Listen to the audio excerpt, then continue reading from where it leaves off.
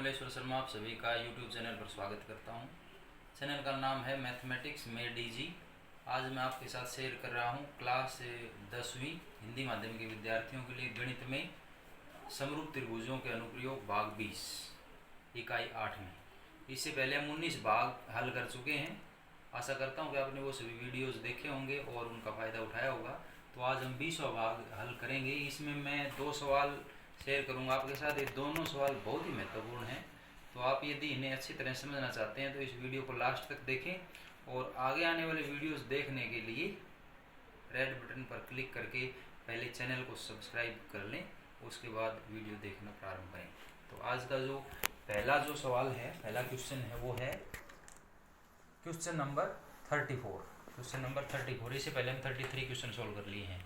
तो इसका कथन है, चित्र में ए बी सी तथा डी बी सी दो त्रिभुज एक ही आधार BC पर बनी है, तो दिखाइए कि क्षेत्रफल त्रिभुज ABC बटे क्षेत्रफल त्रिभुज DBC बराबर AO बटे DO। फिर से देखें एक बार, ये कथन है क्वेश्चन नंबर 34। चित्र में ABC तथा DBC, ये देखेंगे आप ABC और DBC, ये दो त्रिभुज हैं जो एक ही आधार BC, ये BC का आधार इस पर बनी है।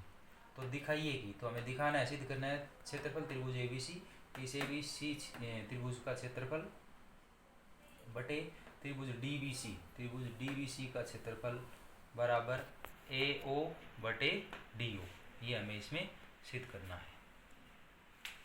तो इस चित्र के अनुसार, इस कथन के अनुसार जो पहला हमारा चरण बनता है वो है दिया हुआ दत्त। तो दत्त में मैंने लिखा है, चित्र में त्रिभुज ABC व त्रिभुज DBC समान आधार BC पर बनी है। AD व BC O बिंदु पर प्रतिच्छेद करते हैं। ये आप देख रहे हैं, ABC और DBC एक आधार BC पर बनी है और ये AD और BC जो है वो O बिंदु पर प्रतिच्छेद करती है। तो पहला चरण हमारा पूरा होता है। अब अगला जो चरण है वो है, हमें जो सिद्ध करना वो लिखेंगे और उसे मैं लिखता हूँ साध्य। तो साध्य में लिखा है क्षेत्रफल त्रिभुज ABC बटे क्षेत्रफल त्रिभुज DBC बराबर AO बटे DO। तो AO जो है ये टुकड़ा है AD का और DO ये नीचे वाला टुकड़ा है इस AD का। तो ये हमारा दूसरा जो चरण है वो पूरा होता है। अब तीसरा चरण है रचना। रचना का अर्थ है हमें सहायता लेनी पड़ेगी। सहायता किसकी लेनी पड़ेगी? हमें साध्य क्या करना है, सिद्ध करना है क्षेत्रफल त्रिभुज ABC बटे क्षेत्रफल त्रिभुज DBC। क्षेत्रफल हमें यहाँ ज्ञात करना पड़ेगा और क्षेत्रफल के लिए हमें त्रिभुज का क्षेत्रफल का सूत्र होता है 1/2 गुणा आधार गुणा लंब या ऊंचाई। तो इस चित्र के अनुसार हम देख रहे हैं कि यहाँ ऊंचाई या लंब कुछ भी नहीं है, तो उसके लिए पहले हमें यहाँ ऊंचाई या लंब चाहिए, तो उसके लिए हमें रचना की आवश्यकता पड़ेगी। इसलिए रचना में मैंने क्या किया देखेंगे, AE लंब BC तथा DF लंब BC डाले, यानी AE लंब BC पर डाल दिया और DF लंब BC पर डाले। तो ये आप देखेंगे, ये A से ये BC है, इसके ऊपर मैं ये लंब डाल दूंगा, ये रचना में लिख दिया। तो ये मैंने यहाँ इसके ऊपर लंब डाल दिया, ये इस तरह से, ये E बिंदु आ गया। तो ये हो गया AE लंब BC और DF लंब BC, तो D आए तो D से इस BC के ऊपर लंब डालेंगे तो ये लंब हो गया। तो ये लंब है और ये जो बिंदु हो गया F।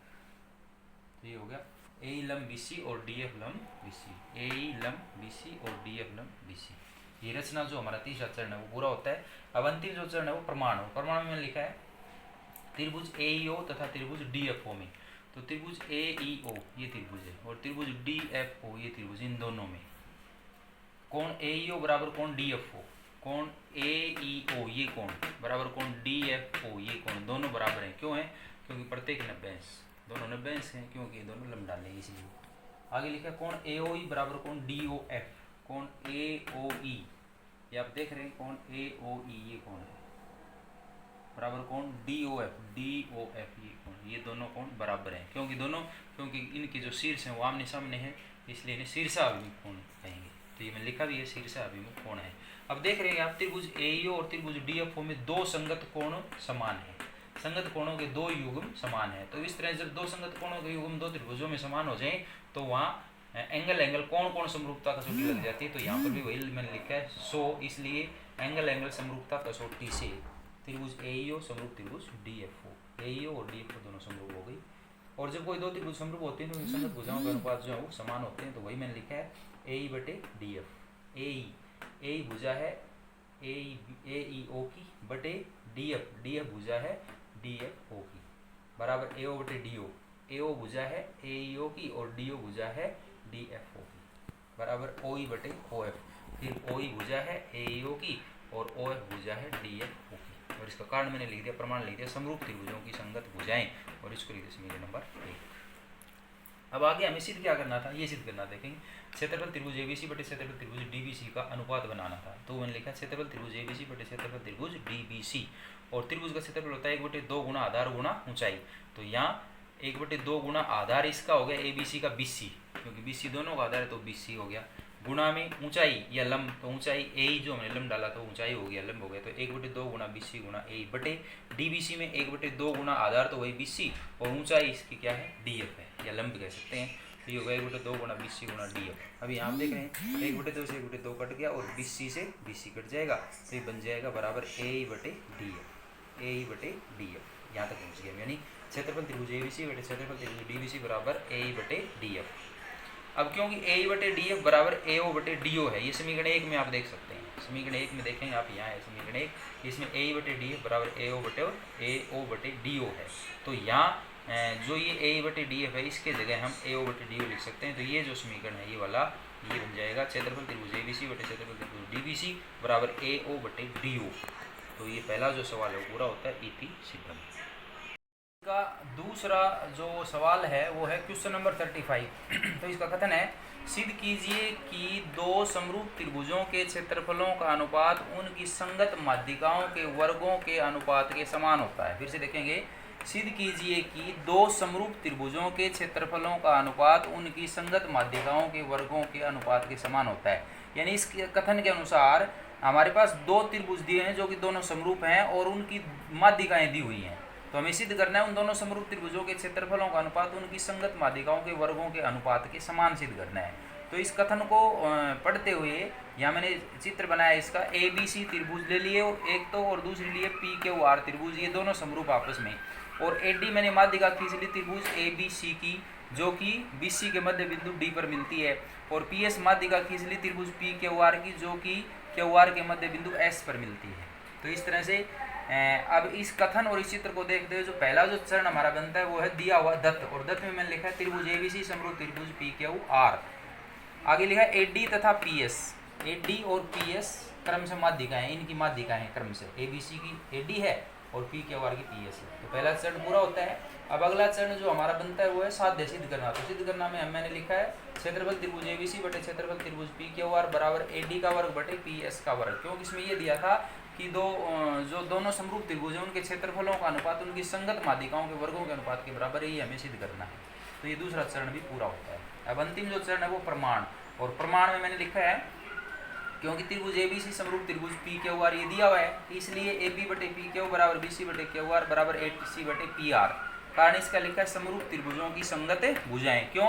क्योंकि जब कोई दो त्रिभुज समरूप होते हैं तो उनकी संगत भुजाओं के अनुपात समान होते हैं। तो त्रिभुज एबीसी और त्रिभुज पी क्यू आर संगत हैं, समरूप हैं, इसीलिए ये इनकी संगत भुजाओं के अनुपात को मैंने समान लिख दिया है। आप देख सकते हैं इसमें ए बी बटे पी क्यू, ए बी भुजा है त्रिभुज एबीसी की और पी क्यू इसके संगत भुजा है त्रिभुज पी क्यू आर की। फिर बी सी बटे क्यू आर, बी सी आधार है त्रिभुज एबीसी का और क्यू आर आधार है त्रिभुज पी क्यू आर का, तो ये भी संगत भुजाएं होगी। ए सी बटे पी आर, ए सी भुजा है त्रिभुज एबीसी की दाईं तरफ की भुजा कह सकते हैं, और पी आर भुजा है त्रिभुज पी क्यू आर की दाईं तरफ की भुजा, तो ये भी संगत भुजा होगी। तो ये हो गया समरूप त्रिभुजों की संगत भुजाएं।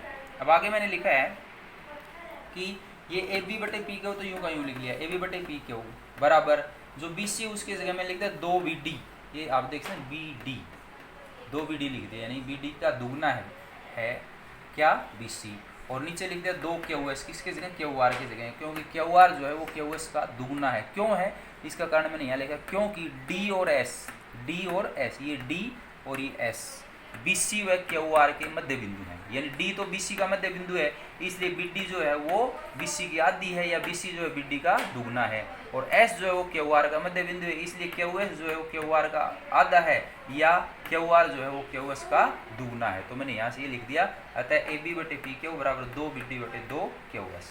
तो यहाँ से बन जाएगा 2 से 2 कट जाएगा, तो 2 से 2 कट के ये बन जाएगा हमारे पास ए बी बटे पी क्यू बराबर बी डी बटे क्यू एस, ये बन जाएगा। अब आप यहाँ देख रहे हैं कि ए बी बटे पी क्यू, ए बी ये भुजा है और पी क्यू ये भुजा है, और बी डी बटे क्यू एस, बी डी ये यहाँ तक का टुकड़ा है, क्यू एस यहाँ तक का टुकड़ा है।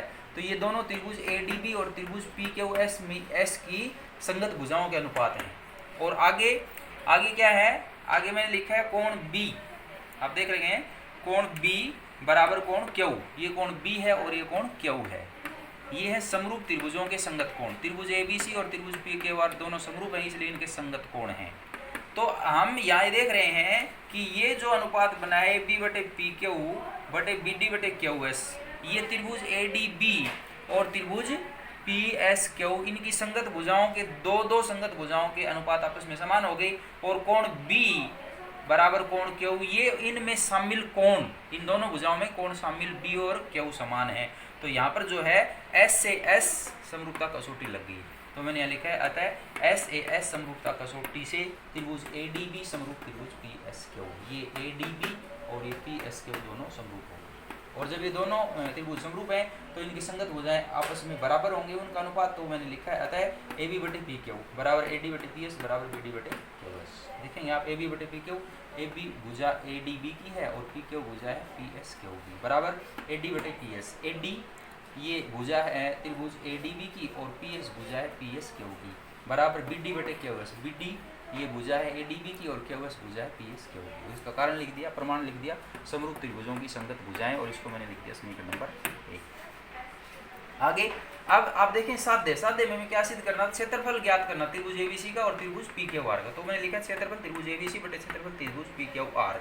और ये एक प्रमेय होती है क्या कि जब कोई दो त्रिभुज समरूप होते हैं तो उनके क्षेत्रफलों का अनुपात उनकी संगत भुजाओं के वर्गों के अनुपात के बराबर होता है। तो मैंने यही लिखा है यहाँ पर, क्षेत्रफल त्रिभुज एबीसी बटे क्षेत्रफल त्रिभुज पी क्यू आर बराबर ए बी का वर्ग बटे पी क्यू का वर्ग बराबर बी सी का वर्ग बटे क्यू आर का वर्ग बराबर ए सी का वर्ग बटे पी आर का वर्ग। ये A B P Q, B C Q R और ए सी पी आर त्रिभुज ए बी सी और त्रिभुज पी क्यू आर की संगत भुजाएं हैं। तो ये क्योंकि त्रिभुज एबीसी और त्रिभुज पी क्यू आर दोनों समरूप हैं, इसलिए इन दोनों के क्षेत्रफलों का अनुपात इनकी संगत भुजाओं के वर्गों के अनुपात के बराबर है।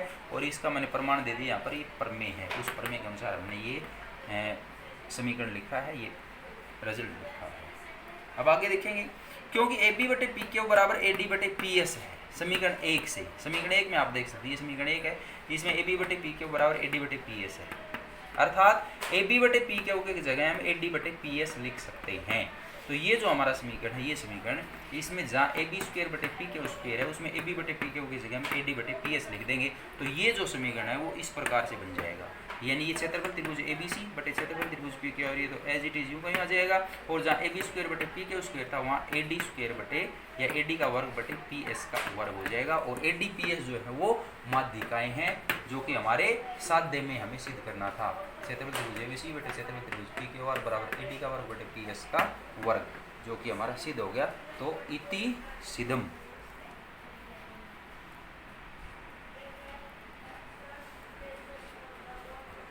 आज के लिए बस इतना ही। अब यदि आपको ये वीडियो में दोनों सवाल अच्छी तरह समझ में आए हैं तो आप इस वीडियो को शेयर करें, लाइक करें, और आगे आने वाले वीडियोस देखने के लिए चैनल पर बने रहने के लिए रेड बटन पर क्लिक करके इस चैनल को सब्सक्राइब करें। धन्यवाद।